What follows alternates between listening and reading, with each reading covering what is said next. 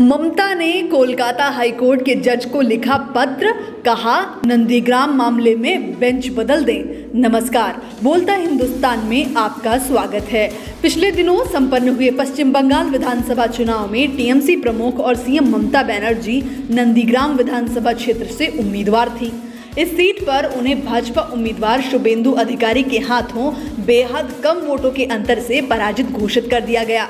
ममता इस चुनाव परिणाम से संतुष्ट नहीं थी, अतः उन्होंने कोर्ट का रुख किया और शुभेंदु के निर्वाचन को चुनौती दी। ममता बनर्जी ने कोलकाता हाईकोर्ट में याचिका दायर करते हुए कहा है कि इस सीट पर मतगणना में धांधली की गई है। वहीं इस मामले में नया मोड़ तब आया जब इस याचिका की सुनवाई करने वाले जज कौशिक चंद्रा के भाजपा सदस्य होने की भनक मिली। सोशल मीडिया पर ऐसी कई तस्वीरें वायरल हुई हैं जिसमें जज कौशिक चंद्रा भाजपा की बैठकों में शामिल होते हुए दिखाई दे रहे हैं। जाहिर है कि जो जज भाजपा की बैठकों में सक्रिय भूमिका निभाता हो वह इस मामले की निष्पक्ष तरीके से सुनवाई नहीं कर सकता।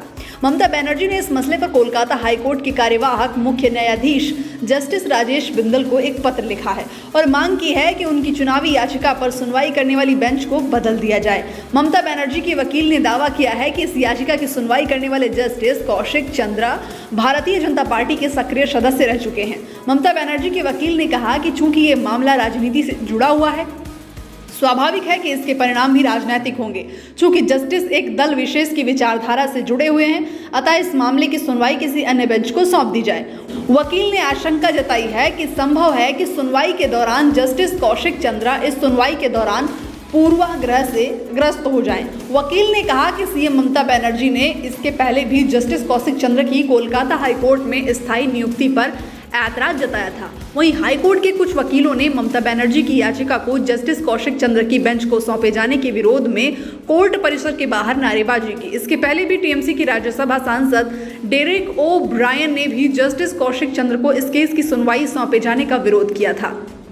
ब्रायन ने भाजपा की बैठकों में शामिल होते हुए जस्टिस चंद्र की तस्वीरें जारी करते हुए कहा कि अब न्यायपालिका इससे ज्यादा भी नीचे गिर सकती है क्या।